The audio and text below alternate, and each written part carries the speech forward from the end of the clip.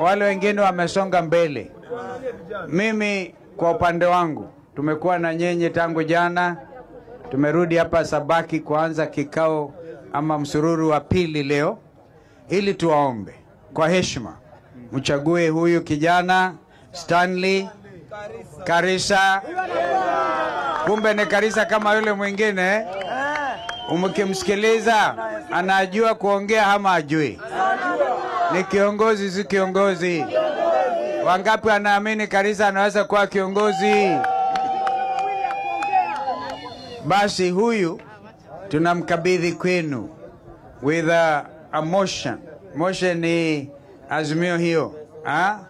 Imebaki tu wiki moja na siku moja. Ni kama wiki ijayo. Wiki ijayo nyinyi mnarudi kupiga kura. Mko tayari? Wangapi wako tayari kupiga kura tarehe 27? Sio mbali, hatutaki kuzungumza juu tarehe 27 mwezi Novemba, ni next week, wiki ijayo. Kwa hivyo mjiandae. Na kuna sababu nyingi, zingine mmezielezewa na zingine mnazijua, kwamba sasa hivi hata kuna mawaziri wamelala hapa. Si mnawajua wengine? Walikuwa usiku msema msiende kwa mkutano. Kina Joho, kina Wandai, kina Rukwa mawaziri, we want to call them out in the morning. Wanafanya kinyume ya katiba. Ukiwa public officer upasi kwenda kuonga wananchi usiku kama Joho anavyofanya. So we'll call them out. Hii ni mwanzo wa mambo ya kuleta order kwa nchi yetu, kusema Kenya must change, na Kenya haiwezi kuendelea vile vile hawa ambao wanakuja usiku na kujaribu kuharibu nia za wazalendo. Kwa hivyo ndio sasa mjue, tangu mwaka jana vijana Gen Z walivyojitokeza, wanasema tunataka nchi yetu, tunataka ajira.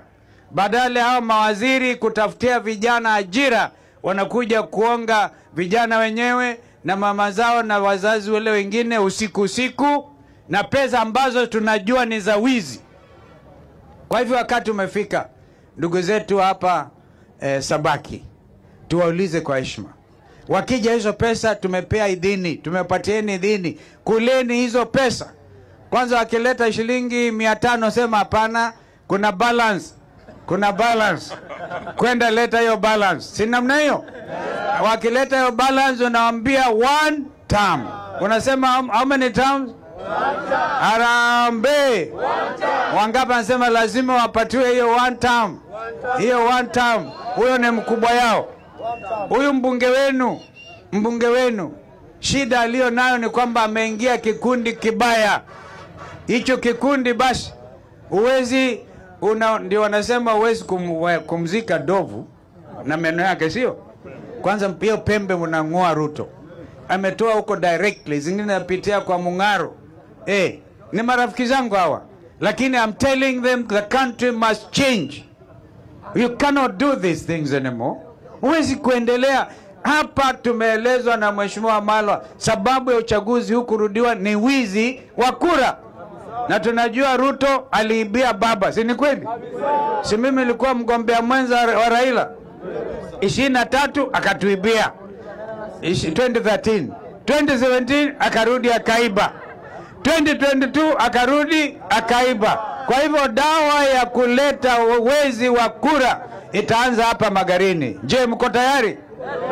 Hata kama ni siku moja imesalia na haki ifanyike, ni haki sio tu kwa Mheshimiwa Kenga lakini kwa watu wa Magarini. Kwa hivyo tunawasimu jitokeze kwa wingi. Mkiona tumekuja, hii safari imeanza ya kukomboa Kenya.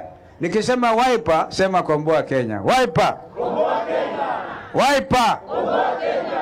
Ni wakati wa ukombozi. Mko tayari kukomboa nchi yenu? Wangapi mko tayari kukomboa nchi yenu? Na safari inaanza hapa mkimchagua huyu bwana huyu ambaye mimi nimemwangalia, nimemsikiliza. Huyu ni kiongozi. Bwana Samuel Nzae alikuwa amechukua tikiti ya Wiper. Mungaro anamharibia sifa, sema amepatiwa 300 million. Huo ni uongo. Kwa sababu jamaa wamezoea mambo ya wizi tu, pesa. Huyu kiongozi wenu amepata sifa Kenya hii kwamba ni kiongozi ambaye amekataa hongo ili akalie haki ya watu wa Magarini, sio haki yake. akakataa ongwe 100 million, akasema mimi no, nataka haki. Kwa hivyo mkimpatia haki, sio yeye peke yake, bali ni watu wa Magarini. Naona huko kuna wengine wamefika, sijui kama ni wetu ama ni wanatafuta kura pia. Sasa nikisema harambee, mtanipa one term. Harambee, harambee. Nikisema Stanley Karisa Kenga, sema bunge. Stanley Karisa Kenga, bunge. Wapi tena? Bunge. Wapi tena? Bunge. Tarehe ngapi? Sema wiki ijayo. Mungu abariki sana, asanteni.